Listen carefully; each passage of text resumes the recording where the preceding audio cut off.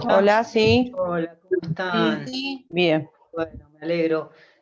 A ver si van prendiendo las cámaras, así nos vemos. ¿Cómo están?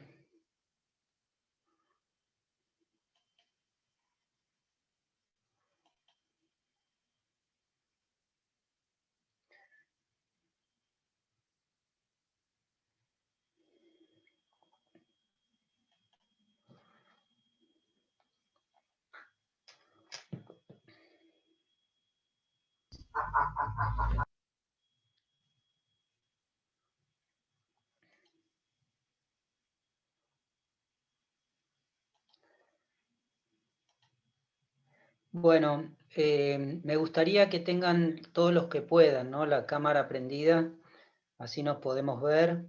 Y las intervenciones que quieran hacer, en la medida de lo posible, las hagan a viva voz, no por chat. Me es mucho más cómodo que ustedes hablen que tener que estar mirando el chat todo el tiempo. Así que en la medida que tengan la posibilidad tecnológica de hacer las dos cosas, estaría bárbaro, ¿sí? Bueno, me alegra mucho estar con ustedes. Me entusiasma y me incentiva mucho esta rama del saber jurídico que es la criminología.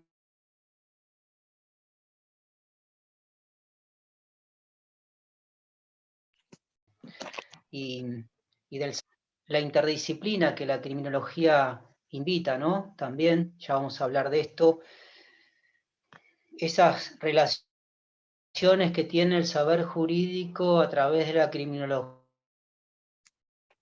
con la sociología, la antropología, la psicología, bueno, la política, ¿no? Que bueno, que nos abre un panorama muchísimo más interesante que el mero formalismo ritual de la norma, ¿no? Y nos invita a profundizar muchísimo temas que hacen a la realidad social, desde varios saberes. ¿Ustedes tuvieron clases ya con Bombini? Sí, tuvimos clases. A mí se me ¿Tuvieron? corta un montón, no sé lo demás. Sí, a mí también. Sí, también. ¿No se escucha bien? No, a mí se me corta bastante. Yo escucho bien. ¿A todos también? No, yo escucho Bueno, bien. igual ahora espera Tomás que voy a abrir la puerta, sí, voy a abrir la puerta donde está el módem, así por ahí tengo baja señal de internet. Espérame un segundo.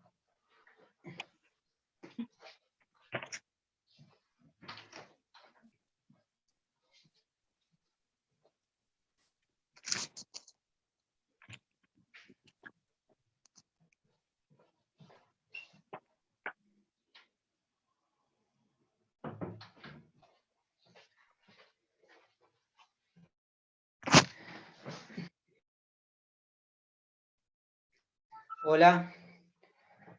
Ahí Tomás, ¿escuchás? Sí, pero creo que era yo solo, porque si todos se escuchaban bien. ¿Sigue cortado, Tomás? Y bueno, no importa que seas vos solo. Pero ahí escuchás mejor. Sí, ahí escucho mejor. Por ahí si te sacás los auriculares, no sé, a veces pasa eso. Por ahí vos tenés que sí apagar la cámara. Por ahí esas dos opciones pueden ser que te ayuden. Dale, ahí me fijo, a ver, voy a probar. Bueno, ¿el resto bien?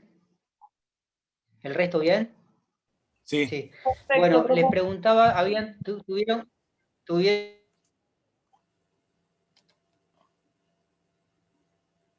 Ahí se cortó.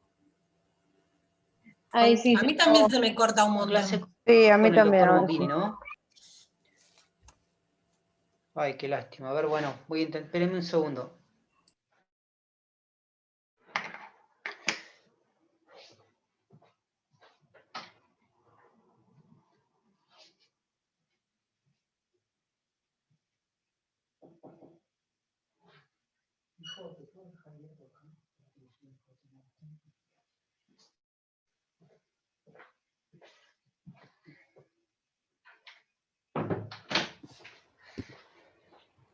Bueno, ahí hacemos otro intento ahí, a ver qué pasa.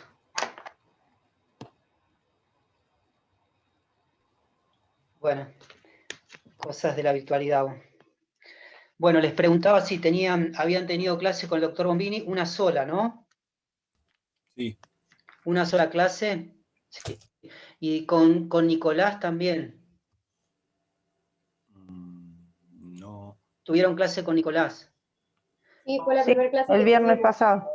Bien, y tuvieron una introducción, entiendo que él les dio una introducción a las teorías criminológicas, ¿no?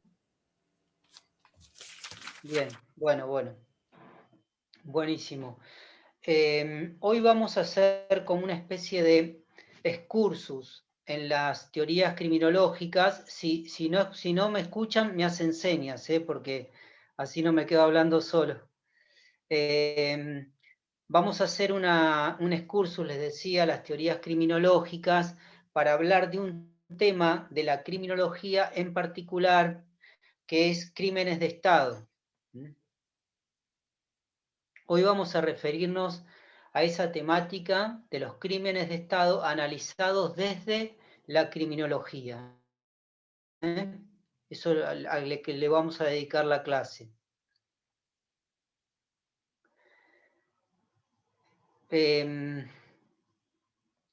¿Por qué hacemos este excursus, este alto, digamos, en las teorías criminológicas? Bueno, en primer lugar, porque ya sea por convicción o ya sea por protocolo formal de las unidades académicas, dado que el miércoles fue el 24 de marzo, digamos, la conmemoración del 24 de marzo de 1976, que en definitiva es la fecha que señala el último golpe de Estado cívico, eclesiástico y militar en la República Argentina,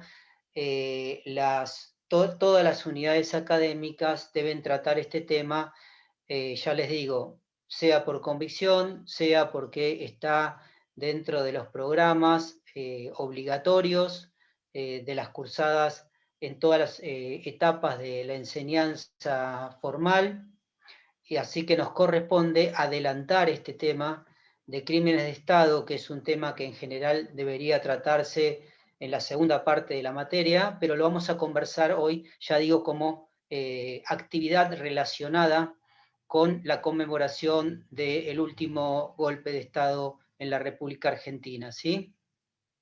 Así que nos vamos a dedicar a esto.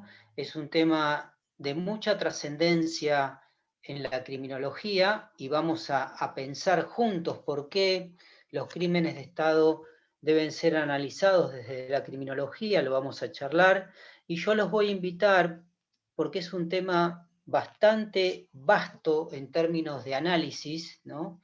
Que obviamente no es un tema que se pueda acabar en una sola clase, ni mucho menos, ni siquiera diría en una cursada, es un tema que abarca muchísimas aristas, muchísimos aspectos, pero yo los voy a invitar a que conversemos, yo les voy a dar algunos disparadores de la temática, como para que ustedes puedan reflexionar después en sus casas, leer la bibliografía que subimos a la página de la cátedra. Hemos subido material, subimos un trabajo estadístico también sobre los juicios de lesa humanidad que se están llevando adelante en la República Argentina, y les voy a sugerir alguna bibliografía para aquellos que estén interesados en ampliar los aspectos de los crímenes de Estado desde la criminología. Ya les separé 3 textos, hay muchísimos más, pero textos relacionados con el golpe militar en la República Argentina. El primero de ellos, en realidad más abarcativo, que es Crímenes de Masa, de Eugenio Zaffaroni. No sé si lo ven ahí, la carátula, ¿se llega a ver? Crímenes de Masa. Se los recomiendo para los que quieran profundizar este tema, insisto, desde la criminología, hay mucha bibliografía. También le recomiendo el de Mirta Mántaras, Genocidio en la Argentina. ¿Ven ahí la tapa? Bueno. Y Poder y Desaparición, los campos de concentración en Argentina, de Pilar Calveiro.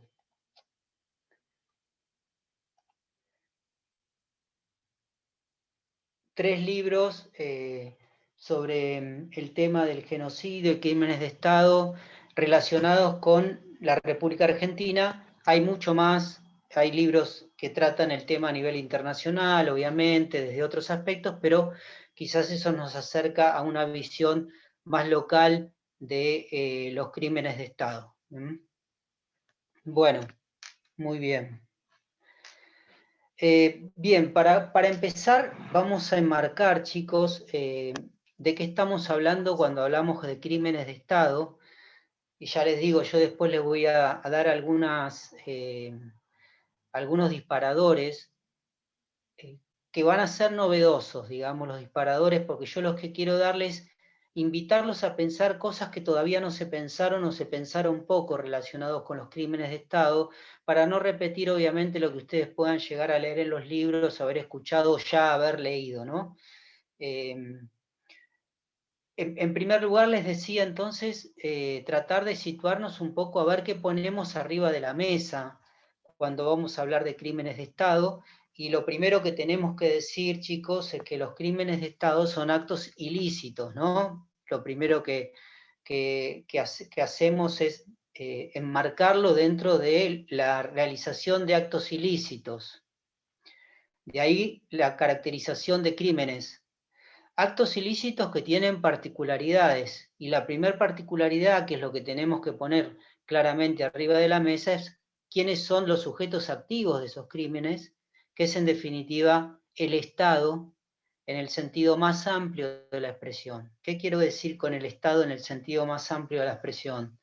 Que es aquellos que ocupan los cargos de Estado, sea funcionarios públicos, aquellos que actúan en nombre de funcionarios públicos,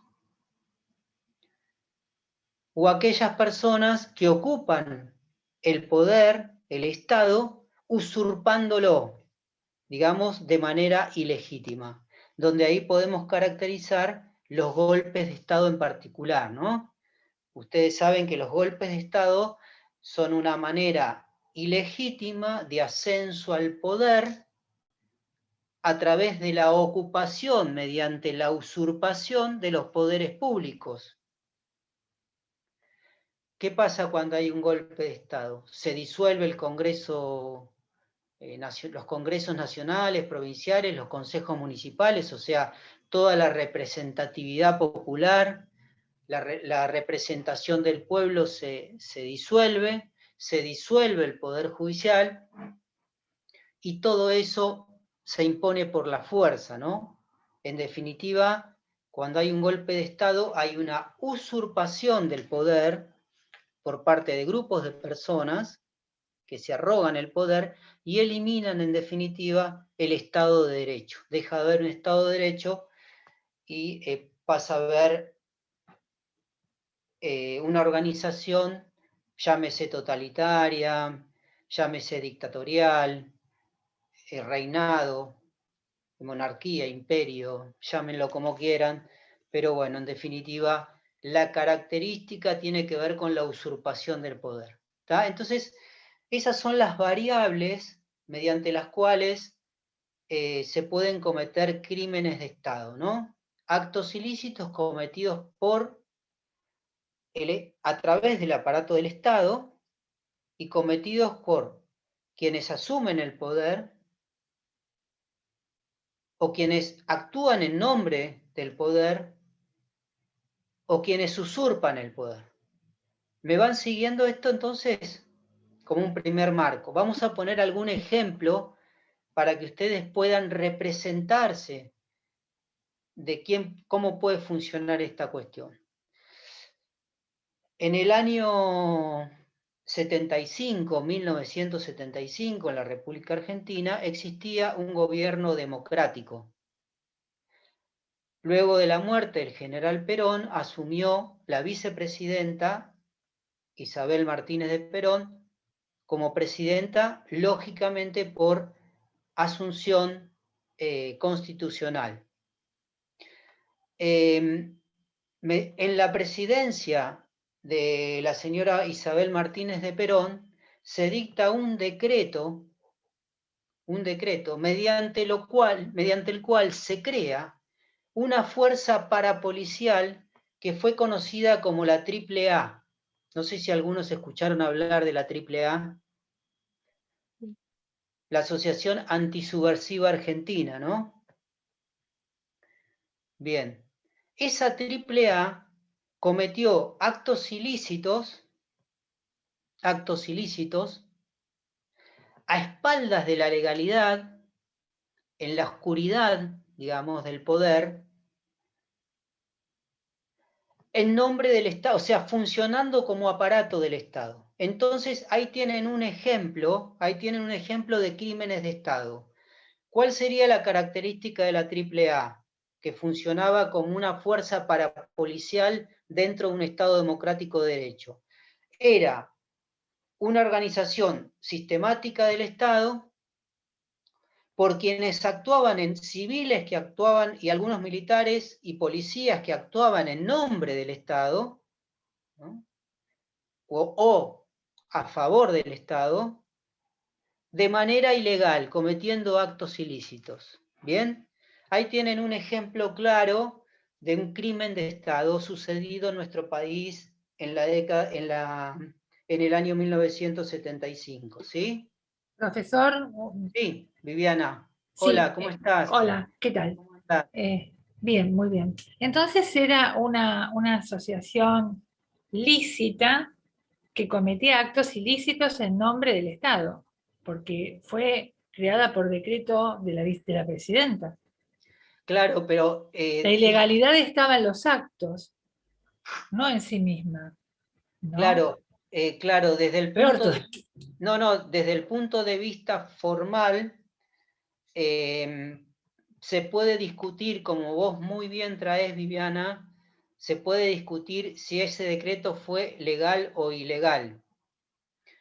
En cuanto a lo formal, en cuanto a lo material, fue claramente ilegal ese decreto, claramente ilegal por los fines que tenía y la utilización de la fuerza,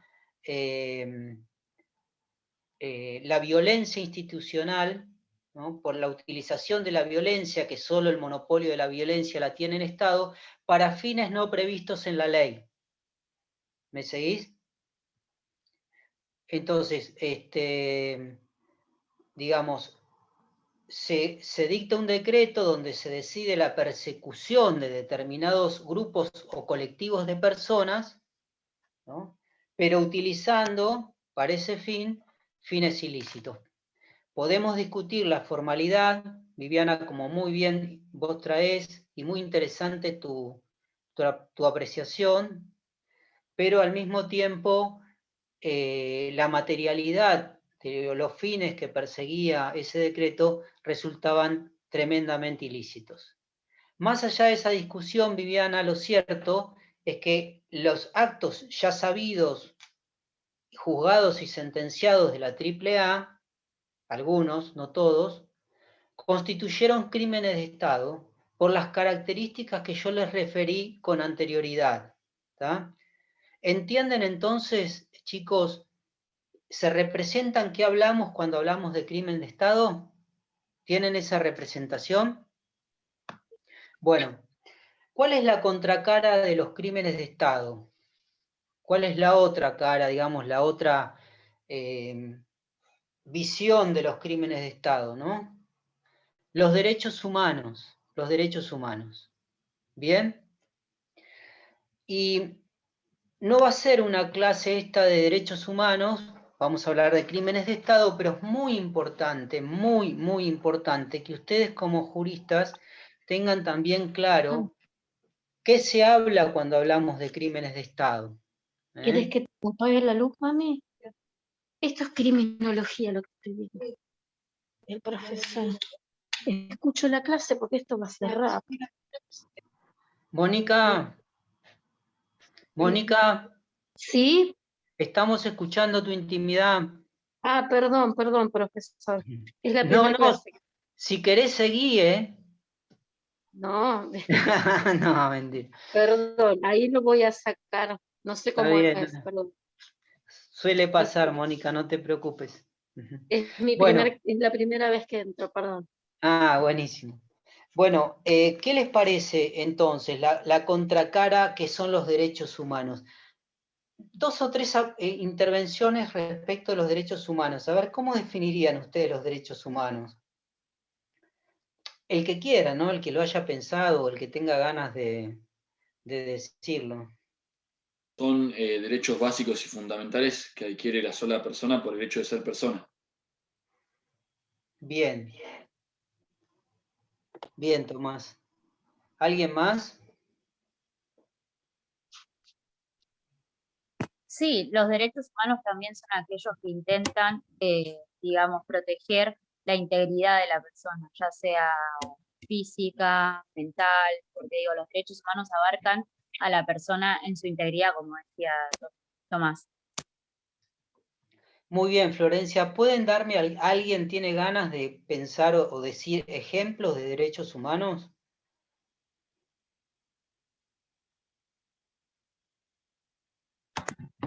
Eh,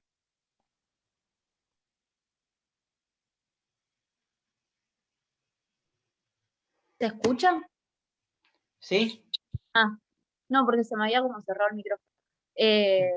Un ejemplo de derechos humanos puede ser, por ejemplo, cuando se habla de la salud. Bien. Santiago dice a la identidad. La integridad física. El derecho a la vida. Lucio, La integridad física.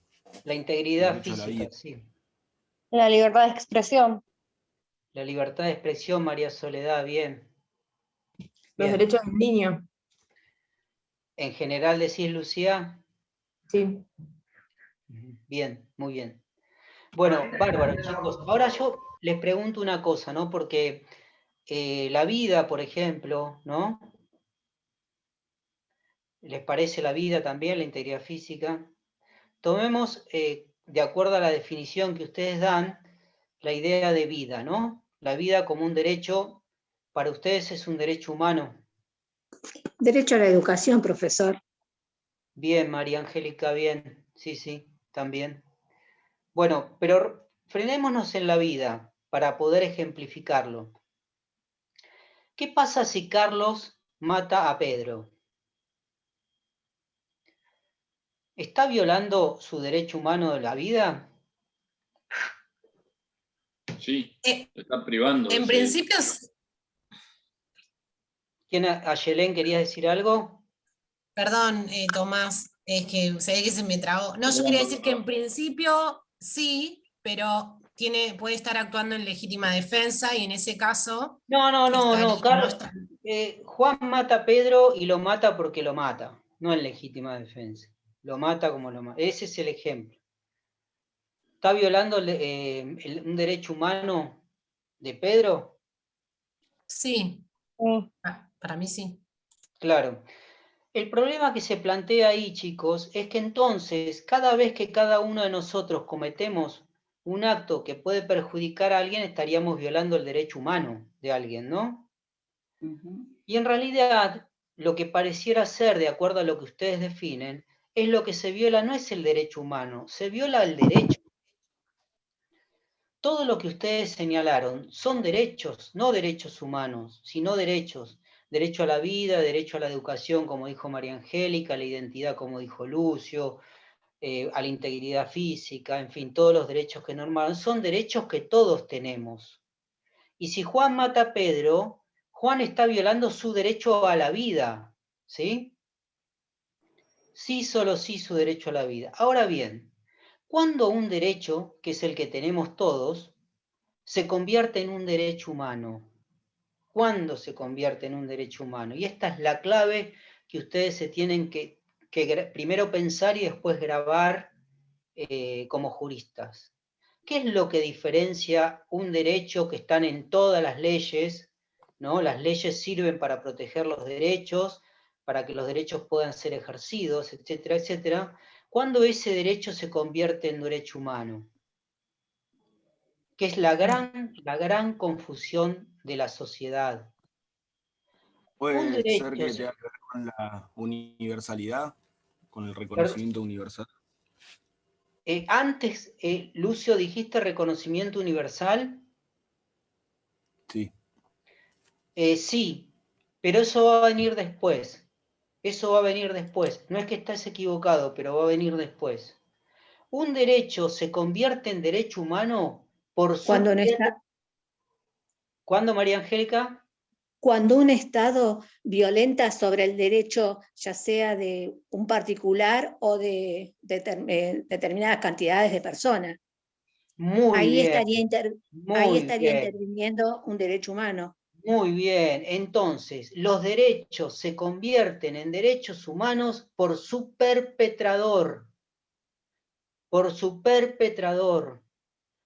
El derecho humano lo define su perpetrador. Los derechos humanos se definen por la persona que los perpetra, que los vulnera. Cuando es el Estado, cuando son los usurpadores del Estado o cuando una persona actúa en nombre del Estado. Porque si no, todos los derechos violados serían derechos humanos violados. Y cada vez que nosotros cometemos un delito, estaríamos perpetrando un derecho humano.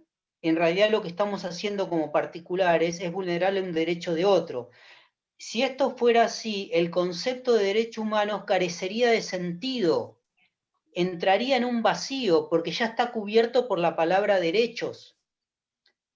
Entonces, cuando nosotros cometemos un delito, cuando Juan mata a Pedro, Juan le está violando un derecho. Ahora, si el Estado mata a Pedro, le está violando el derecho humano. ¿Se entiende esto? Los derechos humanos se definen por su perpetrador. ¿Por qué hago hincapié en esto, chicos? Y préstenme atención, por favor. Porque esto echa por tierra lo que se conoce, no sé si todos lo habrán escuchado, como la teoría de los dos demonios. Que en la dictadura militar hubo dos demonios, ¿no? El demonio del terrorismo de Estado y el demonio de los particulares que actuaban también de manera clandestina. No, los particulares violaban derechos, el Estado violaba derecho humano. ¿Tá? Por eso, los delitos de los particulares debieron haber sido juzgados por la justicia, no desaparecidas las personas, sino puestos a disposición de la justicia como delitos comunes. Y por eso los delitos cometidos por los usurpadores del Estado no prescriben, y acá viene lo que Lucio muy bien trae, porque se convirtieron en delitos de lesa humanidad.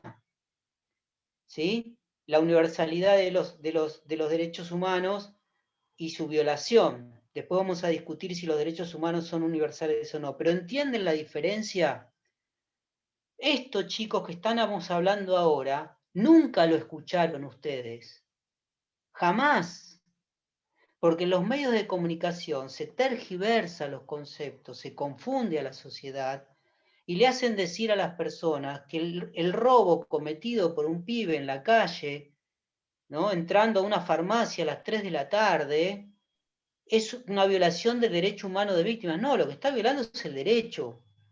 Porque si no, el concepto de derecho humano cae en un vacío, pierde sentido. Entonces, sepan diferenciar entre la violación de derechos y la violación de derecho humano. Y la violación de derecho humano se describe por su perpetrador, lo define su perpetrador. Por eso no se puede hablar de dos demonios. Hubo terrorismo de Estado y hubo actos ilícitos que no fueron juzgados porque en vez de llevarlos a la justicia, el terrorismo de Estado decidió matarlos, o sea, hacer justicia por mano propia o desaparecer a las personas. ¿Bien? Profe, el hecho de que sean los perpetradores los que ver con ¿Cómo? que son que el hecho de que se definan por sus perpetradores tiene que ver por el tema de que son ellos quienes deben proteger a esas personas como Estado, ¿no? Muy bien, Florencia, muy bien, muy Digo, bien.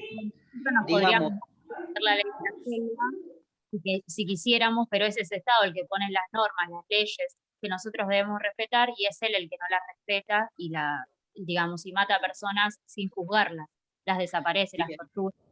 bien, o sea, dentro de la ilegalidad y tomando el poder de representación política de una sociedad, actúa en contra de esa sociedad. Florencia, acabas de decir algo muy importante, porque el Estado, no hay peor crimen, chicos. Si hay un solo crimen que nunca puede dejarse de lado, es el crimen cometido por el Estado o por los usurpadores del Estado, por lo que dice Florencia, ¿no? Porque el Estado está para protegernos. Cuando el Estado está para protegernos y es el que nos ataca, quedamos absolutamente indefensos. Indefensos. No vale ni la legítima defensa porque no tenemos quien recurra a nosotros en nuestra defensa, ¿no? Entonces, eso es lo complicado del crimen de Estado, digamos. El crimen de Estado es el peor de los crímenes. Si podemos categorizar valorativamente los crímenes, es el peor, ¿sí? Es el más condenable desde el punto de vista ético, ¿sí? Cuando un funcionario público ejerciendo el poder de policía del Estado se extralimita en sus funciones y tortura, detiene ilegalmente, requisa ilegalmente, roba los documentos de manera ilegal, planta pruebas, obtiene pruebas a través de la tortura, se excede en el ejercicio de su función mediante la violencia física o psicológica, es el peor de los crímenes, porque es la persona que está encargada de hacer valer los derechos de la persona a quien está castigando, ¿se entiende? Entonces, de ahí la trascendencia del análisis de este instituto o esta situación, si se quiere, de la realidad política y social de una comunidad. ¿Bien? Muy bien, chicos. Me alegra muchísimo porque sus intervenciones son muy buenas. Bueno, dicho esto, vamos avanzando un poquito más en este análisis, ¿no? Dos características, bueno, antes que nada, vamos a traer a colación del análisis de crímenes de Estado el máximo exponente de estos crímenes, que es el delito de genocidio. Digamos. Crímenes de Estado son esos crímenes que acabamos de referenciar. Ahora, su máxima y terrible expresión es el genocidio. El genocidio es cuando usurpadores del Estado o el Estado mismo da muerte a un número determinado o indeterminado. Generalmente el genocidio tiene esa tragedia de ser de la indeterminación de la cantidad de personas muertas. Por eso el eslogan de los organismos de derechos humanos habla de 30.000 desaparecidos, ¿no? Digamos, el 30.000 es un número simbólico que representa la indeterminación de la cantidad de personas que dieron muerte al genocidio, por ejemplo, en la República Argentina, y esa indeterminación llevó a los organismos a hablar de un número simbólico de 30.000 desaparecidos, ¿no? Se discute en la chicana perversa de aquellos que están a favor de los golpes de Estado el número, pero el número en sí mismo nunca se va a poder determinar. Por eso son 30.000. Y por eso la bandera de los 30.000 desaparecidos tiene que estar siempre vigente, porque es tremendamente simbólica y representativa de la indeterminación. En la indeterminación que se critica, que algunos dicen no fueron 30.000, en esa indeterminación está justamente el fundamento de la existencia de los 30.000 como símbolo. ¿Se entiende? ¿Se entiende lo que estoy diciendo? Bien. Entonces, el genocidio, como ocurrió en la República Argentina, y está mal dicho, es injusto lo que yo estoy diciendo, porque en realidad fue el genocidio latinoamericano, fue el segundo genocidio latinoamericano, el primero fue el genocidio originario y el gaucho. En realidad sigo siendo injusto. Sigo siendo injusto. Perdón. Porque hubo en nuestra República, en la República Argentina y en Latinoamérica hubo el genocidio del pueblo originario, el genocidio gaucho y el genocidio armenio. Perdón, qué fallido. El genocidio de los anarquistas, ¿no? Estaba pensando en el genocidio armenio por eso. Y el genocidio de los anarquistas, ¿no? ¿Cuándo hay un genocidio? Cuando hay un crimen... Sí, perdón. ¿Puede ser que el primer genocidio haya sido el de Roca?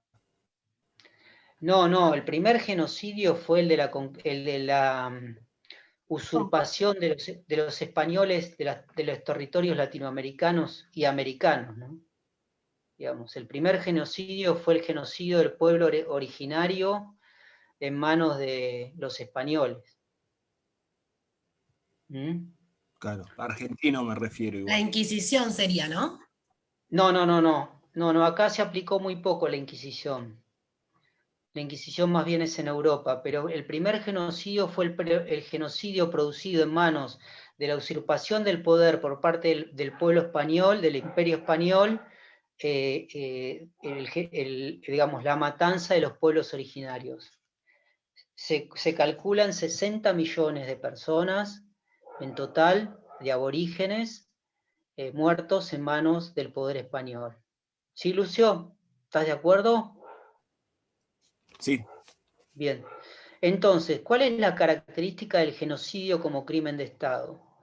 Justamente que se produce ese crimen dando muerte a personas, pero ¿qué pasa? Ya el crimen de Estado se convierte en genocidio cuando a esas personas se le da muerte por sus características, ya sea por raza, por religión, por manera de pensar, ya sea por etnia. Y ustedes me ayudarán quizás por algún ejemplo más. Profe, y Sí. decime, a mí me surgen dos dudas, ¿no? Una, Sí, Viviana. ¿de qué tipo de muerte estamos hablando? Después te explico por qué la duda. Y Dale. después, ¿por qué en esas características de ese grupo humano no figura también la clase social? Por ejemplo, yo Sí, pienso también. que hay un genocidio de la clase pobre por el Sí. Estado, porque es un número indeterminado de personas que tienen una muerte no física, o sí, pero tiene una muerte social. Viviana, me encanta porque sos picante. Nos vamos a llevar bien. Y coincido con vos, por supuesto, el genocidio de la clase social ocurrió y ocurre en la Argentina, ocurre en Latinoamérica y ocurre en otros lugares, otras regiones del mundo, por supuesto, también. Gracias por el ejemplo, pero no te enojes conmigo, ¿eh? ¿No? Bueno. Sí, yo les dije, ayúdenme con los ejemplos. Espero que vos no te enojes conmigo cuando me califiques. Me encanta. No, por eso les decía, ayúdenme con los ejemplos, porque lamentablemente sobran, ¿no? Los ejemplos de genocidios, pero lo importante es que ustedes puedan entender la característica, qué es lo que un crimen de Estado lo convierte en genocidio, ¿no? Cuando se elige a un colectivo de personas por determinadas características, ¿sí? Ya sea características por su manera de pensar o por sus condiciones físicas, sus condiciones biológicas, etcétera, etcétera. Una de las condiciones que vos planteás, que es, vamos a ponerle en términos llanos, clase social, ¿no? Pertenencia social. No es una apreciación demasiado científica la que estoy diciendo para que se entienda, digamos, para referenciar lo que vos decís, Viviana, ¿no? Digamos que también se puede producir un genocidio cuando se producen actos ilícitos directamente cometidos contra un colectivo de personas seleccionados por sus características. ¿Bien? Ejemplos de genocidios hay muchísimos en la humanidad y en la historia de la humanidad. Tomemos el genocidio judío en manos de la Alemania nacionalsocialista, el genocidio armenio, en realidad primero el genocidio armenio, después vino el alemán, el judío quiero decir, el genocidio armenio en manos de los turcos otomanos, de 1915 a 1923, y el genocidio latinoamericano, que es el que más tenemos que referenciar porque nos toca tremendamente de cerca, sobre todo en la República Argentina, que existió el genocidio en la época de la última dictadura militar, ¿no? Digamos, se desapareció, se dio muerte a un número indeterminado de personas, 30.000, un número indeterminado de personas, por su manera de pensar, por sus características ideológicas, etcétera, etcétera, porque ahora vamos a ver cuál es la forma de cómo se selecciona un grupo para matarlo. Una de las cosas que vamos a ver en esta clase es esto. ¿Está bien? Tengo Bueno. una pregunta. Sí, adelante. Doctor. Sí. Pero solamente es genocidio cuando el delito o el acto ilícito es contra la vida, contra un grupo de personas, no con otro derecho. Lo que pasa solo contra la vida. Muy bien, Lucio, muy bien. De hecho, genocidio tiene que ver con el homicidio a gran escala. Esto es una burrada lo que te estoy diciendo, pero es para que lo entiendas. Lo que pasa que inevitablemente el genocidio está asociado a otras vulneraciones de derechos. Lo que pasa es que al terminar con la vida se terminan todos los derechos, ¿no? Pero hay torturas, hay desapariciones, les voy a decir una cosa. Cuando doy este tema en derecho penal, digo que la dictadura militar argentina cometió todos los delitos del Código Penal, los cometió a todos. Así que, Lucio, imagínate, en el marco de un genocidio como fue el nuestro en la República Argentina, genocidio declarado por la Corte Suprema de Justicia de la Nación, ¿no? Digamos, la Corte Suprema de Justicia de la Nación dijo que esto fue un genocidio. Bueno, imagínate todos los delitos que se cometieron, y piensen, la dictadura militar argentina, la dictadura cívico-militar argentina cometió todos los delitos del Código Penal. El que esté al pedo, en algún momento, agarre el Código Penal, repase los títulos y van a ver que durante la dictadura militar se cometieron todos los delitos que están ahí adentro. No quedó ninguno afuera. Así que sí, Lucio, está asociado a otros delitos, ¿sí? Bien, vamos a meternos aún un poquito más en el tema de esto del crimen de Estado, cuando ya entendimos el marco dentro del cual los vamos a ubicar. ¿Bien? ¿Cuáles son las condiciones de posibilidad para que un crimen de Estado se lleve adelante? No en cualquier momento se puede llevar adelante un crimen de Estado, ¿no? No en cualquier momento. Tienen que haber determinadas condiciones de posibilidad para que ello suceda. ¿Bien? ¿Y qué nos invita a pensar los lamentables ejemplos de genocidios a lo largo de todo el mundo? Nos invita a pensar una primera condición de posibilidad, que es la construcción de una racionalidad. ¿Qué hablo cuando hablamos de la construcción de una racionalidad? La construcción de verdades incontestables, la construcción de dogmas. situaciones que invitan o por las cuales se invita a dar la vida. Situaciones a las cuales hay que arribar que son impostergables. Racionalidades, maneras de ver el mundo. Yo, si quiero cometer un crimen de Estado, tengo que construir una manera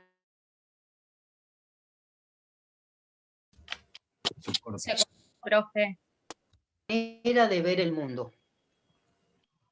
Florencia, sí. Que ¿Hola? se cortó. Ah, no sé dónde se cortó. En donde construir el dogma. Bien, se construye una manera, una racionalidad, pero una racionalidad incontestable, una racionalidad de vida o muerte, una racionalidad sin la cual no se puede seguir adelante. Sí. A eso puede ser que ahora yo estuve leyendo que se llama posverdad.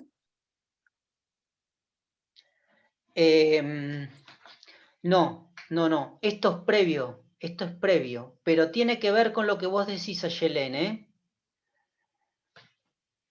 Tiene que ver con lo que vos decís. Ahora después avanzamos sobre eso, porque la posverdad es el sostenimiento de las verdades que yo voy a construir con mi racionalidad, ¿está? Pongamos un ejemplo, vamos a poner un ejemplo, ¿sí? O mejor dicho, dos. Yo quiero usurpar el poder para imponer una determinada ideología, ¿no? O una determinada manera de ver el mundo. ¿Qué hago? Lo que hicieron Construyo los una nazis, por ejemplo. racionalidad. Bien, María Angélica, vas a ver que en todo genocidio sucedió. Busca No un solo enemigo. en el nacionalsocialismo, también... ¿Cómo? Buscar un ¿Perdón? enemigo en común. Buscar un enemigo. Esa es una, ya vamos a llegar a eso es uno de los aspectos de la racionalidad. Pero la racionalidad es previa a eso, ¿sí? Bien, vamos a poner un ejemplo. Por Una ejemplo, pregunta, ¿en el nazismo pongamos... cuál fue? Perdón. Sí, ahora si querés lo tomamos como ejemplo, Tomás. Dale. Bueno, tomemos dos modelos. Vamos a responder la pregunta de Tomás y tomemos el modelo nacionalsocialista y tomemos un modelo religioso, ¿les parece bien? Bien. Sí, sí. Vamos al modelo religioso, que termina en la persecución de las mujeres. Modelo religioso. La Inquisición. Dios existe. Esa es una verdad incontestable para la religión cristiana y otras religiones, ¿no? Pero tomemos la cristiana para llegar a la Inquisición, ¿bien? Dios existe. Yo estoy construyendo una racionalidad, una manera de ver el mundo incontestable. Esa es una verdad que no se puede discutir. El Papa es el representante de Dios en la tierra. Esa es una verdad incontestable, no se puede discutir. Sobre esta piedra edificarás mi iglesia. Todo lo que ates en la tierra será atado en el cielo, todo lo que desates en la tierra será desatado en el cielo. El Papa es el representante de Dios en la tierra. Jesús fue el enviado de Dios para salvar al mundo de sus pecados. Son verdades incontestables. Dios viene a proteger a la humanidad. ¿De quién? Del demonio, Satanás, el infierno, el mal. Dios representa el bien, Satanás, el demonio, representa el mal. Esa es una racionalidad incontestable, tan incontestable que el que esté en contra de eso irá al infierno, irá a la ciudad del demonio, no a la ciudad de Dios.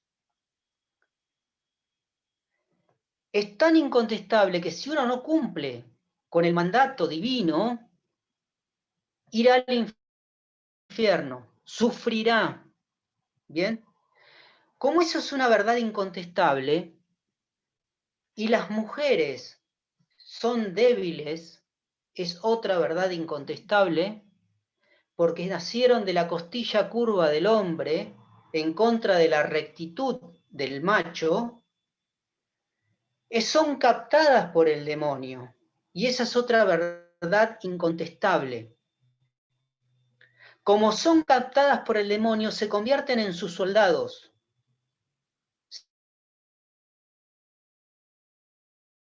Se convierten en brujas del Estado, del soberano, del Papa, de quien ejerce el poder por el bien, perseguirlas y salvarla de los pecados. Esa es una racionalidad. Bien, entonces, esa racionalidad es fundamental para poder ejercer el poder cristiano en la tierra y poder prender fuego en una hoguera a una mujer. Les recomiendo la serie Aquelarre de Netflix, que están pasando ahora. Una serie que se llama Aquelarre, para los que se interesa, que quieren entretenerse con una serie relacionada con la casa de brujas. Bien, ¿se entiende cómo se construye la racionalidad del poder, sí? Bueno, vamos al poder político. Tomás tenía la inquietud, por ejemplo, del nacionalsocialismo. ¿Qué pasó con el nacionalsocialismo? En términos políticos, Alemania venía...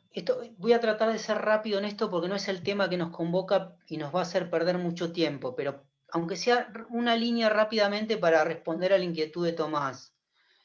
Alemania venía a ser uno de los perdedores de la Primera Guerra Mundial.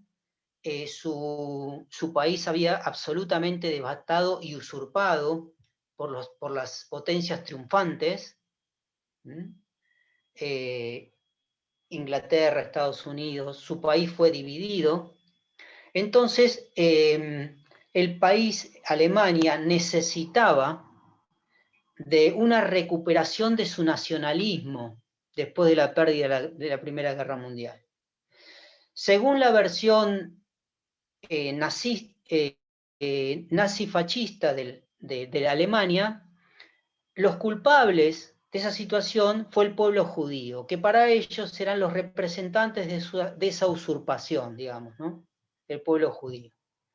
Entonces se creó una racionalidad dentro de Alemania, del cual el pueblo se convenció, porque ustedes vean las manifestaciones en favor del nacionalsocialismo y el ascenso del nacionalsocialismo al poder, estuvo apoyado por el pueblo, no solo por el pueblo, sino también por los principales filósofos y académicos, entre ellos Martin Heidegger, uno de los principales filósofos del siglo XX, apoyó el nacionalsocialismo, ¿no? Incluso Churchill en su momento también, ¿no? En fin. Se puso en cabeza del pueblo judío ese ataque a la Alemania de la post-Primera Guerra Mundial, ¿no? ¿Qué pasó? Se empezó a fogonear, por decirlo en términos bien llanos, esa idea hasta que el pueblo sintió que era verdad. ¿Qué dijo el pueblo alemán? Dios existe, el demonio existe y las brujas son soldadas del demonio. Eso dijo el pueblo alemán. Entonces, yo construyo una racionalidad que me permite a mí romper con las reglas del Estado de Derecho, porque el enemigo que yo voy a construir a partir de mi racionalidad es un enemigo. Y con los enemigos no hay que tener piedad, porque si nosotros no lo matamos, ellos nos matan a nosotros. Si nosotros no destruimos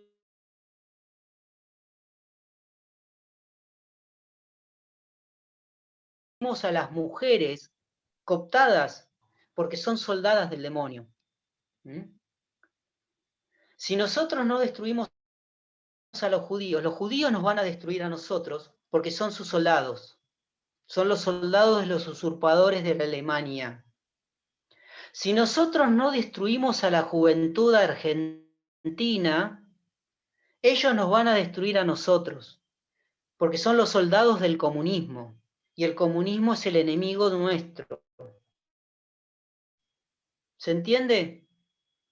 Si nosotros no destruimos al pueblo armenio, el pueblo armenio va a destruir la raza turca, a los otomanos, porque están destruyendo y están desintegrando la pureza de la raza alemana o la pureza de la raza turca del Imperio Otomano. ¿Se entiende esto? Si no destruimos a la juventud argentina que quiere un país distinto, vamos a destruir las bases y los pilares en las que se basa la sociedad argentina, que son familia, tradición y propiedad. Porque la sociedad argentina se basa en familia, tradición y propiedad. Desde la batalla de Pavón, donde Urquiza se retira y triunfa Mitre, que para la Argentina el único camino es familia, tradición y propiedad. ¿No? El tema quién es familia, quién es tradición y quién es propiedad, ¿no? La tradición es la europea, no la latinoamericana. La familia es una sola, que es la cristiana, y la propiedad está en manos de quien se la ganó. El problema es que nadie se ganó la propiedad, porque hay una apropiación originaria de la propiedad privada, ilegítima, con lo que bien trajo Lucio, que fue el genocidio originario de la segunda generación. La propiedad privada no se la ganó nadie por la propiedad y herencia. ¿Está bien? En fin. Entonces, chicos, ¿entienden el concepto de racionalidad? Tomás, ¿respondo tu pregunta? Sí, sí, sí. Bien. Entonces, si yo quiero imponer el poder, ¿no? Si yo quiero realizar un crimen de Estado, voy a poner una racionalidad. Voy a imponer una racionalidad. Viviana puso en la discusión un tema muy picante, al cual vamos a volver en otras clases, que es, ojo, a ver, ¿no se estará produciendo un genocidio acá en Latinoamérica con la gente pobre, las clases marginales? ¿Por qué se retira el Estado de los barrios más vulnerables y deja en manos de violentos a los sectores más vulnerables? ¿No será parte de un plan sistemático de exterminio? Viviana la Picante trae acá ese tema, ¿no?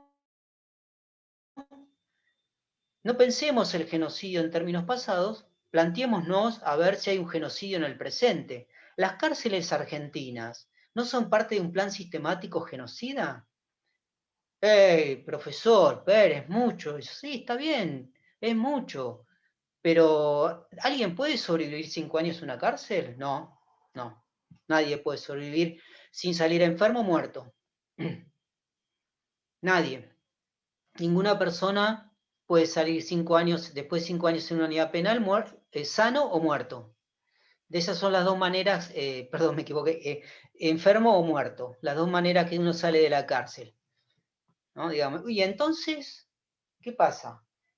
¿El genocidio no hay una selectividad? ¿El genocidio no es sinónimo de selección de personas? Sí, bueno, ¿y el sistema penal no selecciona a quien se aplica? Sí, selecciona. Se le aplica una característica, está bien, como el sistema penal seleccionó siempre las personas, ¿no? El sistema penal nunca se aplicó de manera igual ante la ley. Siempre se aplicó de manera desigual. El sistema penal siempre seleccionó a las personas a las cuales se le va a aplicar.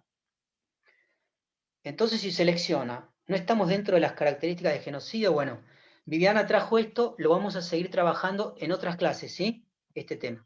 Pero volvamos a los crímenes de Estado. Quiero avanzar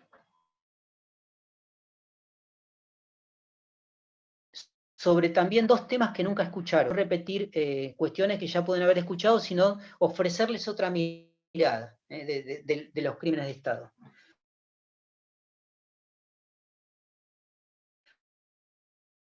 Y una de las, cómo se construye un sujeto que va a cometer un crimen de Estado.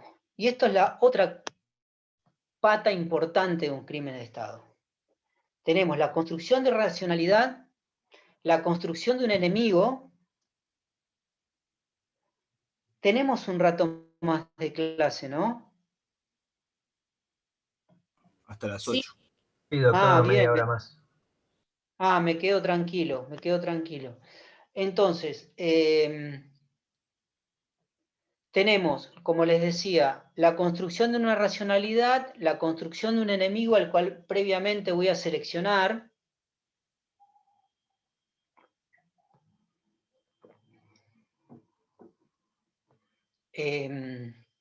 Un colectivo de personas a quien le voy a atribuir todos los males del momento. Al judío le voy a atribuir los males de Alemania. A los jóvenes militantes argentinos le voy a atribuir los males de la sociedad argentina. Construyo un enemigo previamente, ¿no? Y voy a construir una mirada de sí mismo. Una mirada de sí mismo. Y en esto me quiero detener. ¿Cómo funciona el criminal de Estado? La primera característica que vemos en todos los crímenes de Estado es un alto nivel de organización. Una organización jerárquica generalmente y planificada. Tomemos el genocidio latinoamericano de la última década, de fines del siglo XX. ¿No? Estaba organizado bajo un plan sistemático que se conoció en Latinoamérica como Plan Cóndor. Con un plan gestado desde Washington y desde el Pentágono para ser aplicado a toda Latinoamérica. Como parte de la llamada Guerra Fría, llevada adelante después de la Segunda Guerra Mundial entre Rusia y Estados Unidos. Estados Unidos temía la infiltración del comunismo en Latinoamérica y para eso armó un esquema genocida de la juventud latinoamericana que estaba imbuido en esas ideas o estaba imbuido en ideas que se le asemejaban o eran amigos de que estaban imbuidos en esa idea o eran conocidos o eran familiares o eran hijos. Porque el exterminio no solo había que hacerlo respecto de los jóvenes militantes, sino también de su descendencia.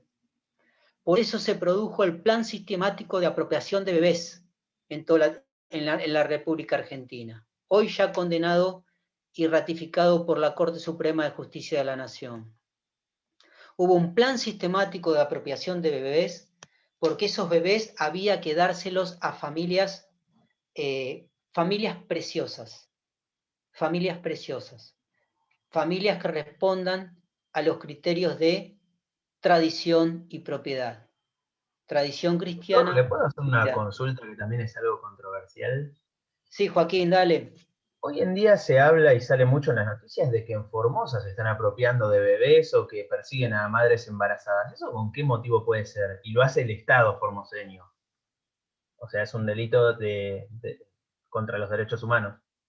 Si lo que vos planteás, Joaquín, es comprobado, y hay una planificación sistemática por parte del Estado, estaríamos frente a la posibilidad de catalogar ese hecho como genocidio.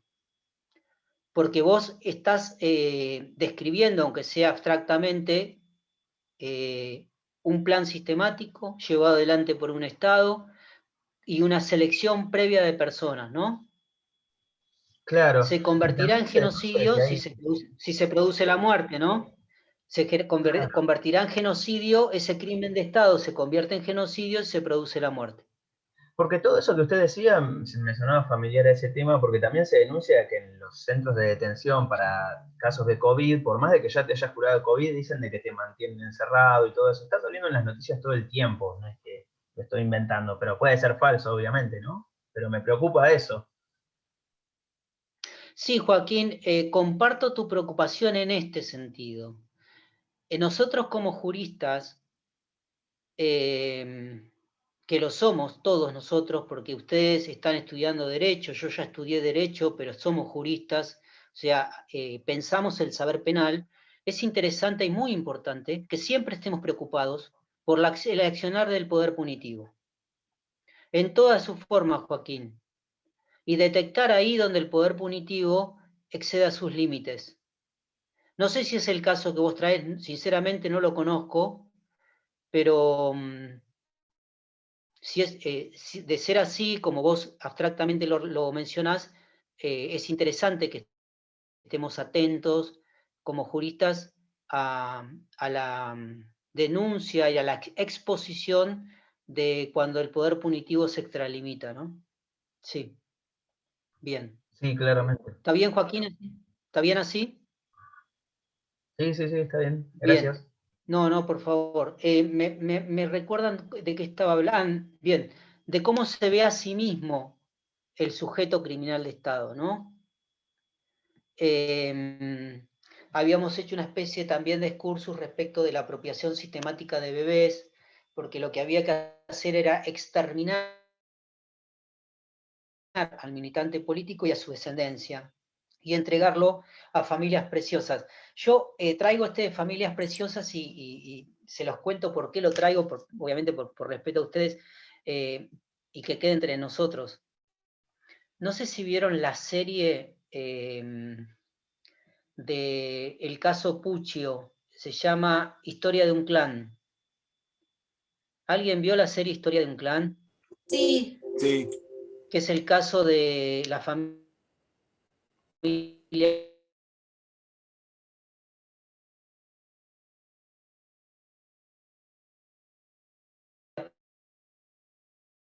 Puccio, que secuestraba, que el hijo era jugador de rugby. Dicen que en la época de la dictadura se le entregaba familias preciosas a los bebés, ¿no? Digamos, familias preciosas en el sentido de que respondían a esos parámetros, ¿no? Familia cristiana, propiedad y tradición, ¿no? Bien. Entonces,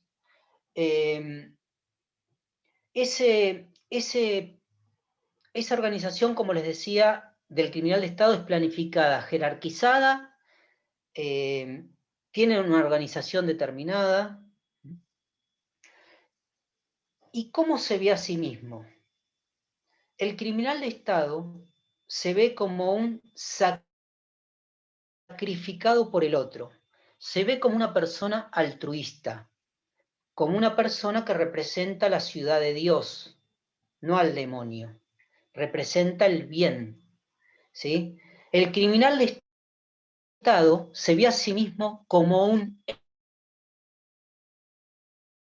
héroe. Si ustedes escuchan las declaraciones, ya sea dentro de los juicios formales como por fuera de los juicios formales, de aquellos que usurparon el poder durante la última dictadura militar, van a escuchar a héroes. Si escuchan a los generales, a quienes usurparon el poder, van a escuchar a personas que son héroes, que dieron su vida por la patria, que se sacrificaron en nombre de la tradición argentina, para salvar al país del demonio. El demonio ya no era necesario que sean las brujas, porque allá las brujas ya las exterminamos. Cuando la sociedad patriarcal se impone, y su acto constitutivo fue la Inquisición y la Casa de Brujas, estoy hablando desde hace 5 siglos, chicos,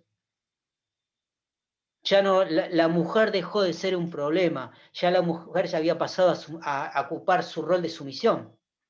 Ya no es el problema el enemigo. Ahora el enemigo es otro. ¿no? El enemigo es el militante, es aquel joven militante que tiene una visión distinta de una organización social distinta.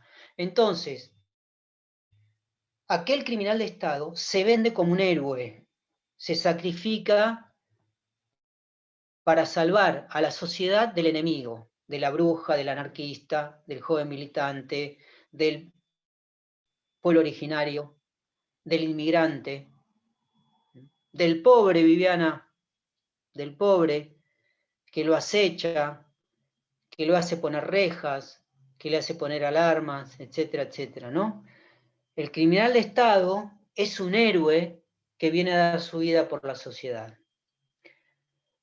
¿Por qué el criminal de Estado se autopercibe como un héroe? Porque al ser un héroe, justifico lo aberrante de mis actos. Si yo subo a un avión a un pibe de 16 años,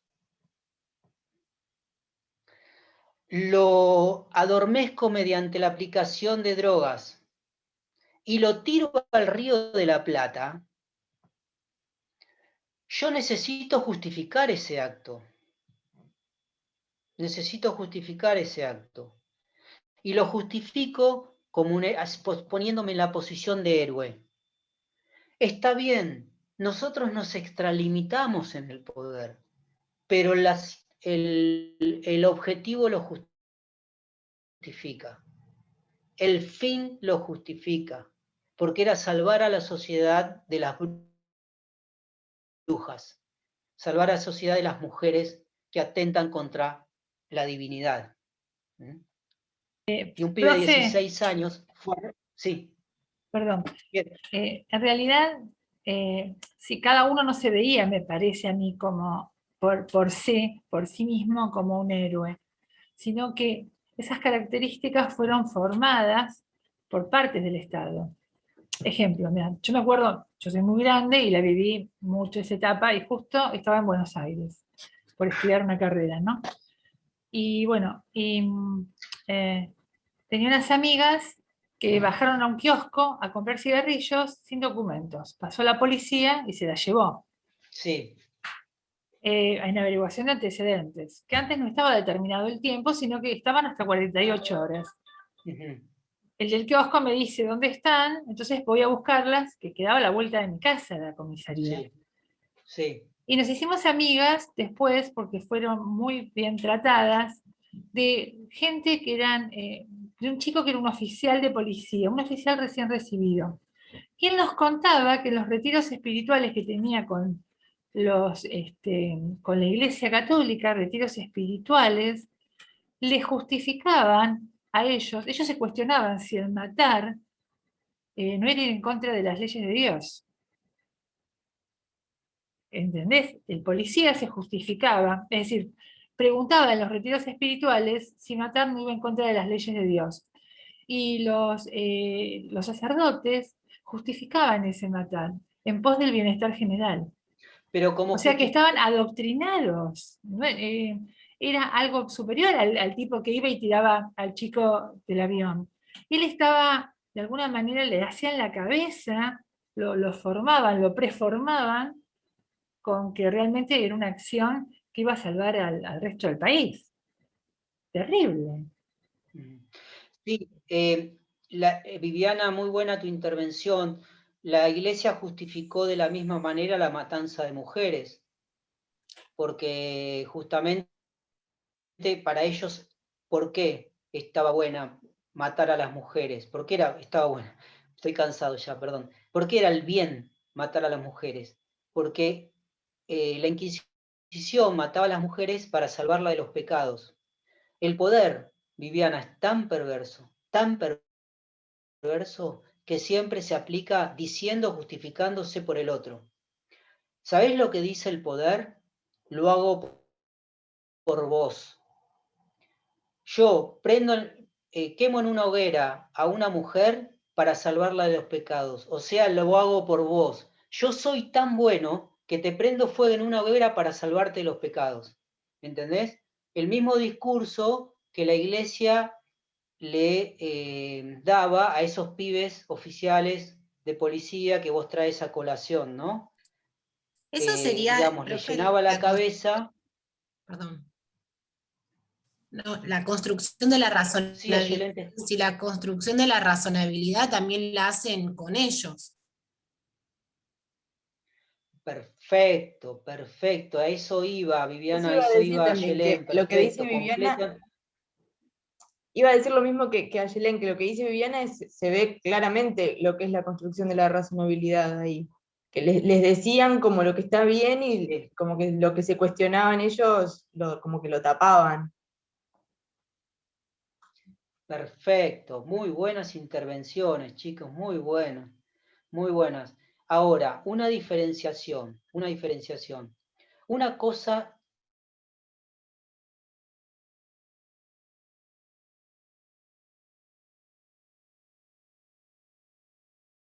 en los aparatos organizados de poder, que hay jerarquías. Bueno, abajo del todo están los sujetos fungibles de la cadena de mando. Cuando hablamos de los sujetos fungibles, son los sujetos intercambiables. A los generales, llámese Videla, Galtieri, Agosti, Macera, el que sea, no les importaba que un cabo de la policía se muera, porque sacaban ese y ponían a otro. ¿Se entiende? Son fungibles, son elementos fungibles. Ahora bien, su creencia impuesta como trae Viviana o ideológicamente convencidos, en uno u otro se convierten en héroes. ¿Sí? Y esa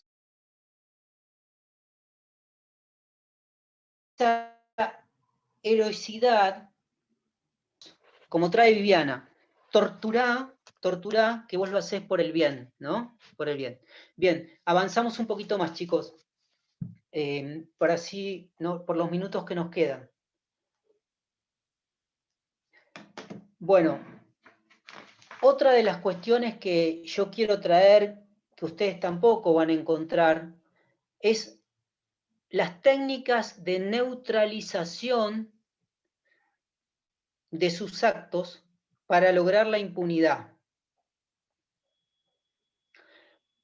Ya hablamos de cómo se construye el sujeto a sí mismo, ¿no? El criminal de Estado a sí mismo. Hitler era un héroe, Videla fue un héroe, Julio Argentino Roca fue un héroe, Sarmiento fue un héroe. Venían a salvar o la República Argentina o Alemania, ¿no? Y para eso proponían el genocidio gaucho, el genocidio aborigen, etcétera, ¿no? O el genocidio de la juventud militante. No era que había jóvenes extremistas, entonces el Estado con su aparato de poder de policía los capturaba y los ponía a poder de la justicia para que la justicia los juzgue y cumplan una condena conforme a la ley. No, había que exterminarlos. Nunca vamos a saber si esos jóvenes exterminados cometieron delitos o no, porque no lo vamos a saber porque los mataron o los desaparecieron. ¿Se entiende? Bueno, ¿cómo neutralizan su accionar? ¿Cómo logran la impunidad? Sería. Dos formas. O niegan los hechos,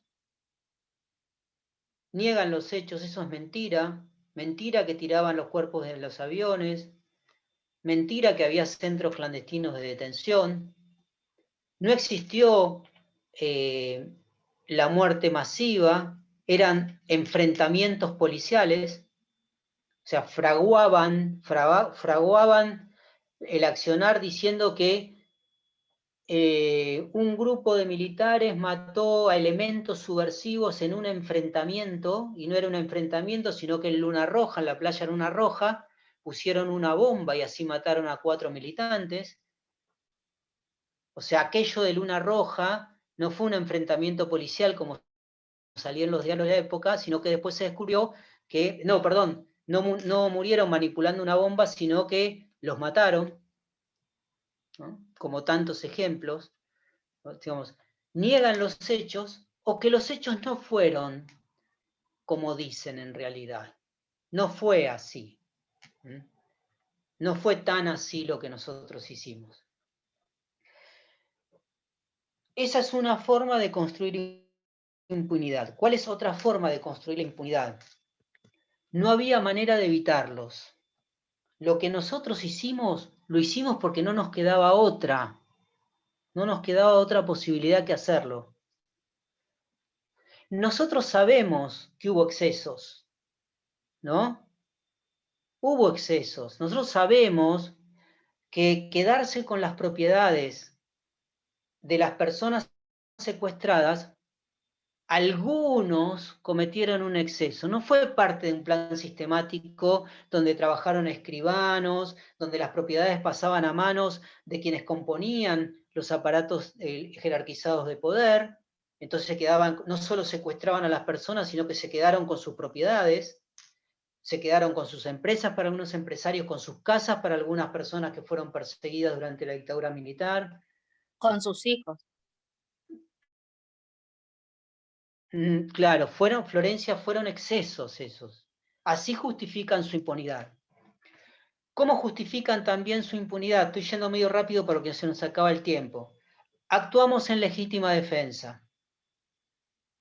Actuamos en legítima defensa. ¿Cómo dice el criminal de Estado? Nosotros actuamos esto para defender a la sociedad de sus enemigos. Legítima defensa. Podríamos hablar más de esto, pero vamos un poquito más rápido. ¿Cómo logran su impunidad? Niegan a la víctima su condición de tal. Niegan a la víctima su condición de tal. ¿Son traidores o son terroristas? Enemigos, ¿no? No son víctimas. A quienes nosotros matamos, secuestramos, torturamos, desaparecieron, hicimos desaparecer, no son víctimas, son terroristas. Son elementos subversivos, les sacan la condición de personas, no son sujetos, porque si yo les pongo la subjetividad, genero en el otro la empatía emocional sobre un sujeto. Yo tengo que sacarle la calidad de persona. Cuando se salían los medios de comunicación, no salían como personas muertas, salían como elementos subversivos. ¿Se entiende? Entonces le saco, para lograr mi impunidad, yo no estoy matando personas, estoy matando al demonio, estoy matando a enemigos, estoy matando a sujetos subversivos. Se produjo la muerte de un subversivo, no de una persona, ¿no? ¿Y cómo obtienen finalmente la impunidad? Apelando a lealtades superiores, valores que superan la vida, que superan la vida. Nosotros actuamos como criminales de Estado, Hitler, ¿no? Y toda su organización contra el pueblo judío, porque tenemos un deber de conciencia. Nosotros actuamos porque tenemos el deber de hacerlo. Entonces, no me pueden juzgar a mí. ¿Cómo me van a juzgar a mí? ¿Qué es esto de juicios de delitos contra lesa humanidad? Fíjense la injusticia. ¿Eso puede decirse de obediencia de vida? La obediencia de vida es un instituto del derecho penal que puede responder en determinadas circunstancias a actos ilícitos, a la justificación de actos ilícitos en determinadas circunstancias cuando una persona es obligada a actuar de determinada manera en contra de su voluntad, pero necesita ciertas características, la obediencia de vida. Pero la obediencia no es lo que yo estoy hablando, porque lo que yo estoy hablando es la impunidad ética, ¿no? Leila, ¿entendés la diferencia? Sí, entendí. O sea, ¿cómo me van a juzgar éticamente a mí, que yo estoy dando la vida tengo valores superiores, yo estoy salvando a la nación? Yo fui un héroe, estoy salvando a la nación. Yo no es que hice algo malo, yo lo que hice no podía no hacerlo, porque tenía el deber moral de hacerlo, ¿no? Porque yo tengo que salvar a la nación de estos elementos subversivos, ¿no?, que venían a terminar con los valores que hacen a la sociedad que nosotros queremos imponer, a la racionalidad que construimos. ¿Está? Bueno, hay dos temas que nos quedan, no vamos a abarcar, y yo lamento muchísimo, espero que la clase les esté interesando. Las participaciones por lo menos son muy interesantes, la verdad, chicos, ¿eh?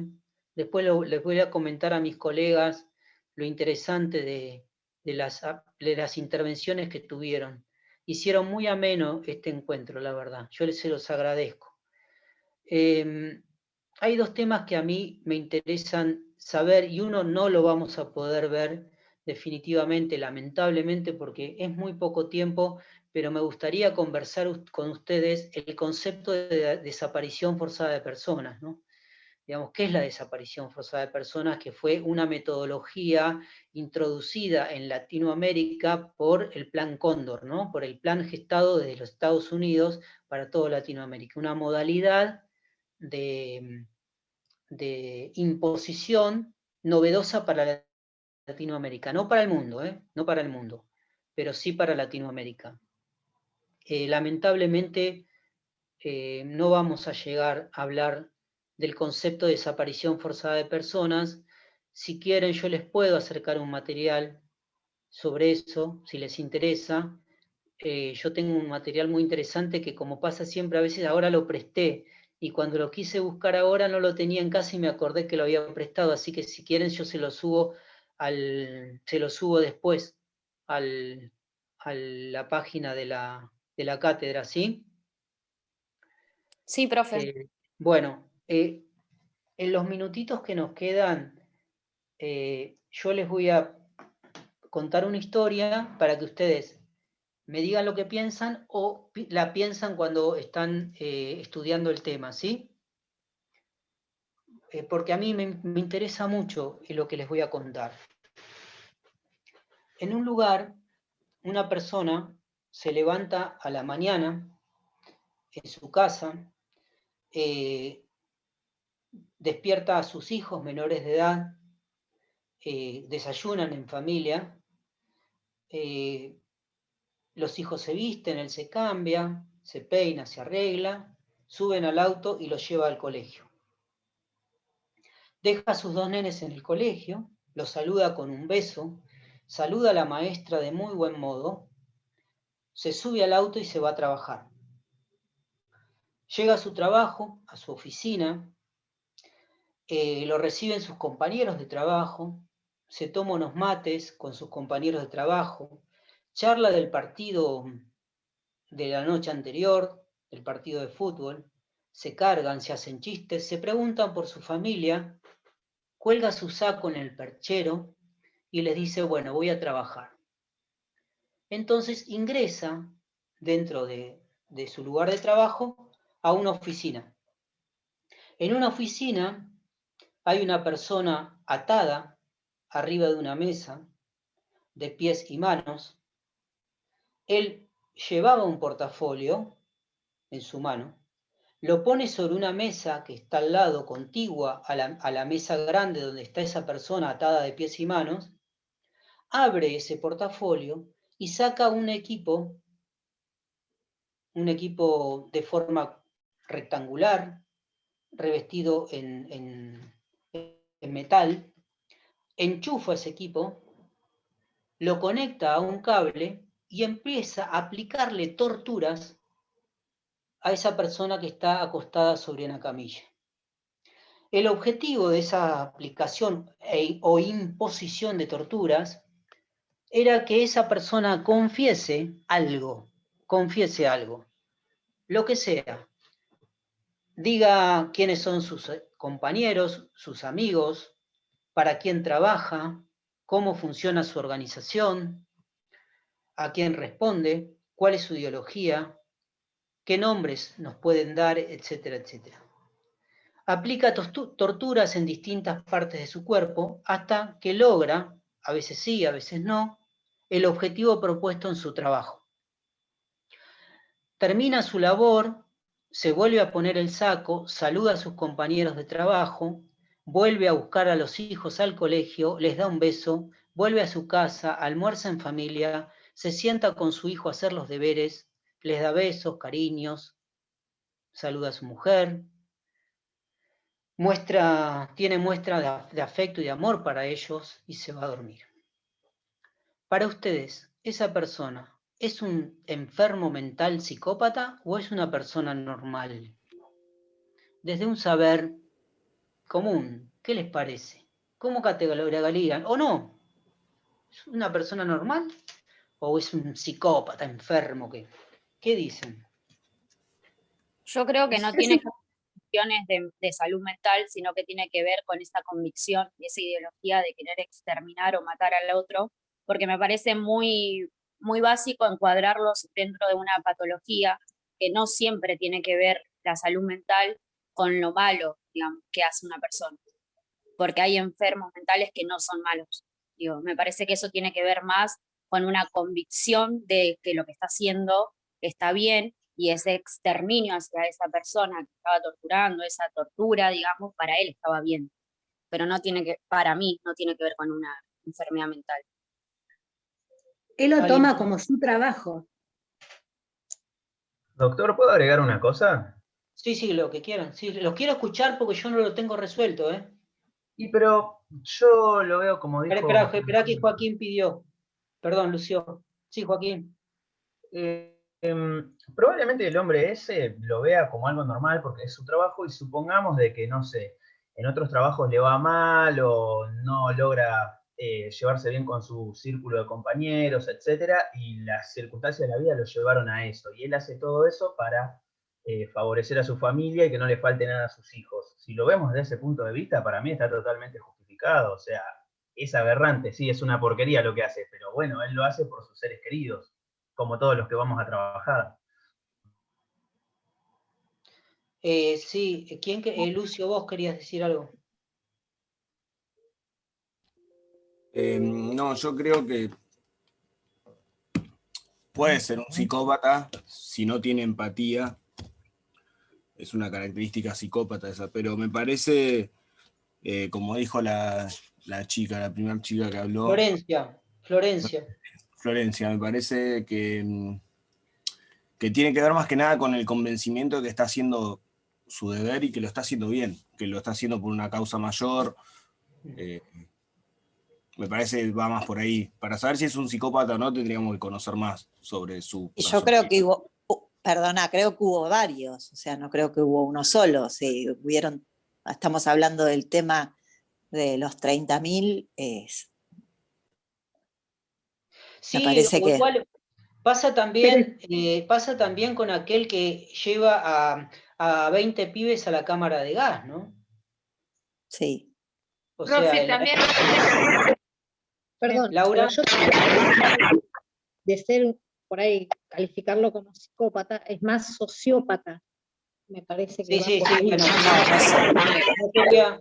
no quería entrar en detalles técnicos. Es una manera burda, perdón, ¿no? Disculpen, Laura, hola. Entiendo, Laura, tu diferencia. No quería entrar en detalles técnicos. Yo más o menos para que nos pongamos a pensar qué es lo que nos pasó, digamos, si está bien o está mal, sí, claro, pero porque está mal. Claro, nosotros tenemos gente que sale a trabajar Claro. y agarra un pibe en el barrio y lo caga a trompada, ¿no? Agarran un pibe y lo lleva a la comisaría. Estamos hablando de crímenes de Estado, ¿no? Por eso hablo de funcionarios públicos. O en un penal torturan a alguien, ¿no? Digamos, no estamos hablando de algo que no pase. Claramente, o sea, está mal porque está perjudicando a otro, pero hay que ver qué pasa por la cabeza del hombre ese, ¿no? Y en la época y en qué situación y bueno. Pasa por sublimar. Perdón, tiene que ver también con sublimar algo, ¿no? A ver, de repente, que por ahí tiene que ver con la sublimación. Es decir, Sí, causa este daño, pero para algo positivo. Hay muchas profesiones en la actualidad que subliman la violencia. Claro, y por el otro lado, en cuanto a los estatales o los representantes del Estado o los que tienen el poder estatal, no sé, se me ocurre, ¿no? Hace 40 años atrás, vos veías un chico en la calle pidiendo y era Tanquito el que hacía un tango en la puerta de Bachín en Buenos Aires. Y todos los cantantes de tango cantaban sobre ese pibe que pedía limón, que vendía flores. La ñata contra el vidrio. Exacto. Y en este momento pasa la gente de la Secretaría de Bienestar Social o de los departamentos de trabajo social de los hospitales y ven chicos en la calle, ven chicos paqueando y nadie hace nada. Entonces decís, ¿cómo? ¿Lo dejan pasar? Sublimaron esto, se acostumbraron. Pasa como con este tipo que iba a torturar y después tenía una vida normal, porque lo sublimó o se acostumbró. Para mí no es así, por más que vos te acostumbres, vos nunca, si estás bien mentalmente, nunca podrías acostumbrarte a ver a alguien o a torturar a alguien a tal punto de que le cortaban las orejas y lo hacían bailar en su propia sangre. Yo creo que no tenés que estar muy bien mentalmente. Independientemente de que sea su trabajo, a mí si me mandás a trabajar a hacer eso, no lo voy a hacer. O sea, desde el momento que no tiene la capacidad de discernimiento, de entender lo que está bien o lo que está permitido o lo que está prohibido, para mí una debilidad mental tiene que tener. No sé si un enfermo mental, pero una debilidad mental tiene que tener o la cabeza totalmente lavada. Tomás, yo estoy de acuerdo con lo que dice Tomás y además también pienso que la opinión de uno cambiaría mucho si a quien están torturando es alguien cercano o no, porque ahora podemos decir esto porque no fue nuestro hermano o por ahí no fue nuestro papá, pero si a mí le hacen eso a un familiar mío, yo lo primero que digo, este tipo es un desquiciado, ¿cómo puede ir a sentarse con su familia después de hacer esto? Entonces creo que también un poco es medio... a ver hasta qué tan cercano es el caso, ¿no? Como todo en realidad. Igual quiero Sí, aclarar de todas maneras, Viviana no contradice lo que ustedes dicen, sino Viviana le está poniendo otro condimento al análisis, ¿no? Le está diciendo, ojo que no estemos incorporando esto como algo natural y digamos, como algo natural y lo tomamos como que ya parte de la realidad, porque de hecho pasa, porque en las cárceles se tortura y nadie sale con los pelos parados diciendo, por Dios, ¿no? Es como que se acepta como algo natural. Y eso, Tomás, yo comparto con vos también, digamos, uno puede, está el ser de uno puesto ahí, ¿no? Como decís vos. Pero ¿qué pasa con la naturalización de una problemática que existe y nosotros la aceptamos? ¿Viste? O sea, ¿dónde estamos nosotros ahí cuando se tortura en la cárcel? ¿No? Por ejemplo. Sí. Perdón, interrumpí a vos, Florencia. No, lo que yo quería decir es que, a ver, lo que yo dije con respecto a la enfermedad mental, lo decía por una cuestión a veces de que se justifica un delito a través de eso. Porque para mí, digo, lo que hace esa persona claramente está mal. Digo, torturar y después llegar a tu casa y comer como si hubieras ido a jugar a la pelota, digo, es algo que está mal, pero no me gusta la categoría de enfermos mentales o de psicópatas, igual que cuando se trata de la misma manera el tema de los femicidios, porque me parece que no son personas que no están bien de la cabeza, ni hay que disminuirlo en su salud mental, sino que hay que encerrarlos en un contexto, con una ideología, con una forma de pensar que los lleva a cometer ese tipo de delito. La ideología del odio, la ideología de estar en contra de todo el tiempo querer eliminar esa ideología, o en este caso como fue en la dictadura, querer eliminar, porque no eran solamente chicos comunistas, eran peronistas, eran radicales que venían de Irigoyen, digo, porque a Irigoyen también le hicieron un golpe. Entonces, bueno, digo, no se trata de una sola categoría de partido político en ese momento, sino de una ideología en sí, esa ideología que representaba incluso quemando libros rojos porque sí, porque no sabían ni siquiera qué eran. A eso voy. Y a veces el odio, la ideología, ciega tanto a una persona que no creo que tenga que ver con una enfermedad mental, sino esa ideología de creer fehacientemente que lo que está haciendo está bien. Sí, porque Florencia, decir que son enfermos mentales nos resuelve muy rápidamente el problema también, ¿no? Sí, Y no nos hace eso es lo cargo a que yo nosotros. pensaba. ¿Quién? Yo ¿Quién pienso habló? que si vos, Joaquín, dale. si nosotros encasillamos a esas personas en enfermos mentales, es como minimizar el problema. Es como decir, lo hicieron porque estaban enfermos mentales. En el caso de la dictadura, sería como decir que todo el aparato que había formado el propio Estado lo habían hecho porque eran enfermos mentales. No lo hicieron por eso, lo hicieron porque tenían un convencimiento ellos de que esa era la forma de salvar al país. Hicieron todo un aparato paraestatal para tratar de aniquilar ese pensamiento distinto que ellos pensaban que estaba mal.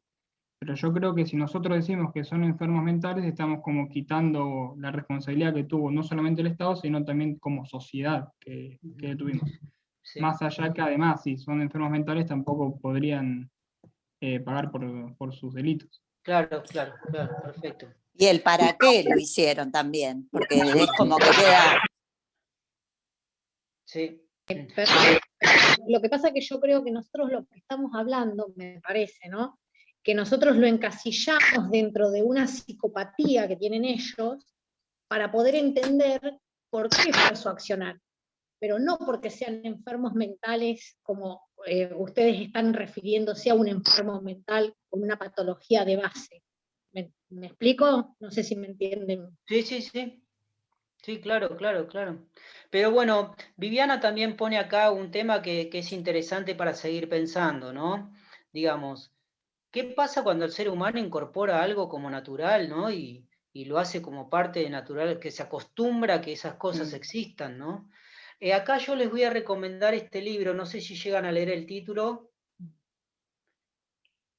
Eichmann en Jerusalén, escrito por Hannah Arendt, que es trata la banalidad del mal.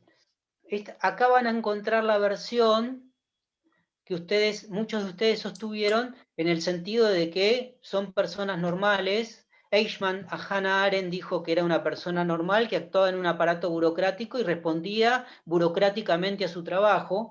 Le costó mucho en términos de pertenencia a la comunidad judía porque le dieron bastante por este libro, pero la teoría no deja de ser muy interesante, ¿no? La banalidad del mal, ¿no? ¿Qué pasa cuando un juez manda preso a un pibe,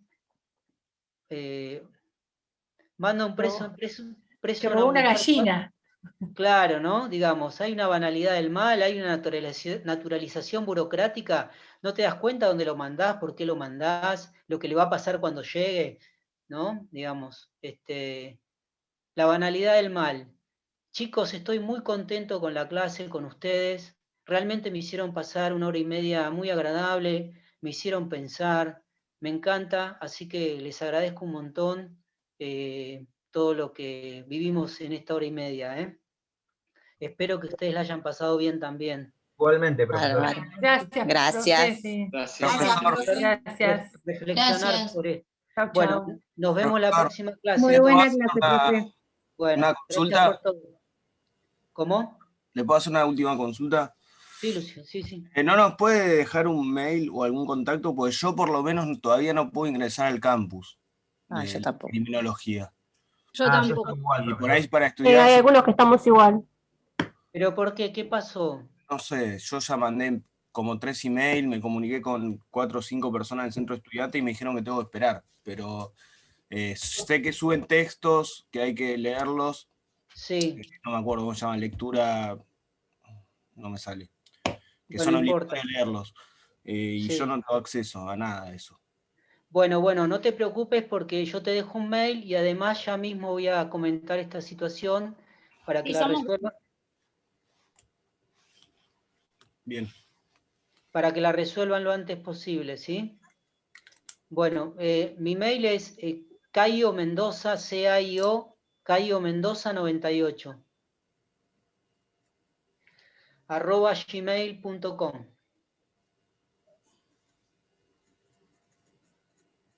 Profesor, igual no sé qué es lo que pasa, pero es como un tema de esta materia, porque en otras materias que estoy sí me aparecen en el campus, pero con esta justamente no puedo. Bueno. También yo tengo otra materia que me pasa lo mismo. Ahora voy a comentar ese problema, ¿sí? Bueno, gracias. Bueno, chicos, Gracias. bueno, que descansen. Nos vemos la próxima. Gracias, igualmente. Gracias. Adiós. Chao, hasta luego, gracias. Chao.